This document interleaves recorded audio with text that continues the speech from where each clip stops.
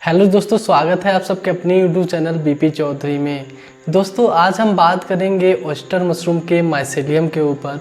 बहुत सारे किसान भाई जो है परेशान हैं कि सर हमारा जो बैग है पूरे के पूरे बैग में माइसेलियम अच्छे तरीके से रन कर गया है, लेकिन उसमें फ्रूटिंग नहीं आ रही है। तो फ्रूटिंग क्यों नहीं आती है? बहुत सारे किसान भाई इस बात से घबरा रहे हैं कि उनके बैग को 25 दिन हो गया है, 30 दिन हो गया है। कई लोगों का कहना यह भी है कि सर मेरा बैग तो 1 महीना 10 दिन हो गया, अभी तक फ्रूटिंग नहीं आ रहा है। तो फ्रूटिंग लाने के लिए क्या क्या चीज़ों की आवश्यकता होती है कि जल्दी से जल्दी फ्रूटिंग आए? दोस्तों मशरूम बैग जब आप लोग लगाते हो तो उसमें माइसेलियम रन कर रहा होता है। सबसे ज़रूरी चीज़ होती है फ्रूटिंग आने के लिए कि आपका जो माइसेलियम है वो पूरी तरीके से अच्छे से मैच्योर होना।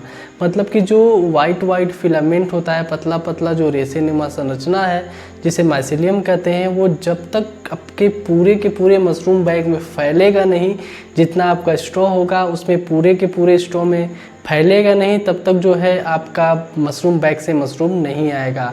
तो सबसे पहले अगर आपका मशरूम बैग में पूरे अच्छे तरीके से माइसेलियम फैला नहीं हुआ है तो सबसे पहले उन्हें फैलने दें।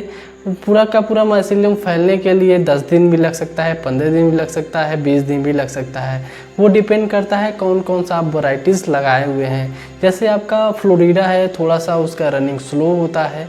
आपका HU ब्लू है, ब्लू ऑयस्टर का थोड़ा सा स्पीड तेज़ी से वो रन करता है, वो 10 से 15 दिन में पूरा का पूरा माइसेलियम रन हो जाता है। बात करें साजर काजू का, वो भी फ्लोरिडा के आसपास रनिंग का स्थिति देता है। तो अगर बात करें हम पूरा का पूरा बैग को वाइट होने में, तो लगभग 15 से 20 दिन में पूरे के पूरे बैग में माइसेलियम रन कर जाती है। अगर माइसेलियम रन करने के बाद हमें ज़रूरत होती है कि अपने जहाँ पे बैग रखा है वहाँ पे टेम्परेचर और ह्यूमिडिटी बेहतर से बेहतर तरीके से मेंटेन करने का। जैसे जब आपका पूरा बैग में माइसेलियम रन हो जाता है तो आपका बैग के आसपास आप जूट का बोरी लगा सकते हो। अगर ठंड का सीज़न है तब तो चलेगा, लेकिन अब गर्मी का सीज़न होता है तो ज़्यादा समय लगता है फ्रूटिंग आने में, क्योंकि जब मशरूम बैग को ताप ज़्यादा मिलता है तो जो उसका पिनहेड्स है उसे बनने में 30 से 35 दिन का टाइम लग सकता है। अगर 35 दिन का ज़्यादा भी टाइम लगता है तो उसे लगने दीजिए, क्योंकि टेम्परेचर जब ज़्यादा होता है तो हीट के कारण जो उसमें पिनिंग आना चाहिए वो जल्दी नहीं आ पाता है। तो इसमें घबराने की कोई ज़रूरत नहीं है। आप बस जब आपका पूरा का पूरा बैग जो है माइसेलियम से अच्छे से रन हो जाए तो उसके बाद जो आपका बैग है उस बैग को ब्लेड से जगह जगह कट लगा दें। कट जो है याद रखें कि आपका जो कट है 1 से 2 इंच रहना चाहिए। 1 से 2 इंच से ज़्यादा कट लगाने का कोई फ़ायदा नहीं है। आप जगह जगह पे बैग्स में अपना कट लगा दें, 10 से 15 जगह कट लगाएं। और जहाँ पे बैग रखे हैं वहाँ के आसपास ह्यूमिडिटी और टेम्परेचर मेंटेन करने के साथ साथ यदि आपके मशरूम बैग में पिनहेड्स नहीं निकले हैं तो उस बैग पे जहाँ पे आप कट लगाए हो वहाँ पे आप छोटा वाला स्प्रेयर रखिए, जिससे कि स्प्रे किया जाता है रूम में पानी और खेतों में दवा का छिड़काव किया जाता है। वो मशीन लेके आइए। जहाँ जहाँ पे आप लोग कट लगाए हैं वहाँ पे दिन में 2 बार हल्का सा पानी स्प्रे करिए। याद रखिए कि ज़्यादा से ज़्यादा पानी स्प्रे नहीं करना है, दिन में 1 से 2 बार करना है। ऐसा रेगुलर अगर आप 10 से लगभग 7 से 10 दिन कर देते हैं तो आपका पूरा का पूरा जो पिनहेड्स है वो आने लगेंगे। तो अभी गर्मी का सीज़न है, बरसात का सीज़न चल रहा है, उसके साथ साथ इसमें गर्मी बढ़ती भी है, पानी भी आता है। तो इस समय थोड़ा सा जो पिनिंग का टाइम है, अगर ह्यूमिडिटी और टेम्परेचर अच्छा मेंटेन होता है तो जल्दी आ जाता है।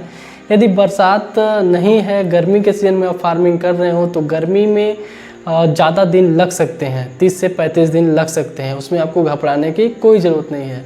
और एक चीज़ का ध्यान अवश्य दें, जब आपका फ्रूटिंग का टाइम होता है मशरूम बैग्स में, तो फ्रूटिंग के टाइम में जो बैग्स होता है उसे फ्रूट को निकलने में, पिनहेड्स को निकलने के लिए टेम्परेचर और ह्यूमिडिटी ज़रूरी होता ही होता है। उसके साथ साथ जो सबसे बड़ी चीज़ की आवश्यकता होती है वो होती है आपके जो कमरे में वेंटिलेशन होना। वेंटिलेशन किसे कहते हैं, यदि आपका साधारण भाषा में समझे तो जहाँ पे आप मशरूम बैग्स रखे हो वहाँ पे एक तरफ से हवा आना चाहिए और दूसरे तरफ से हवा बाहर निकल जाना चाहिए।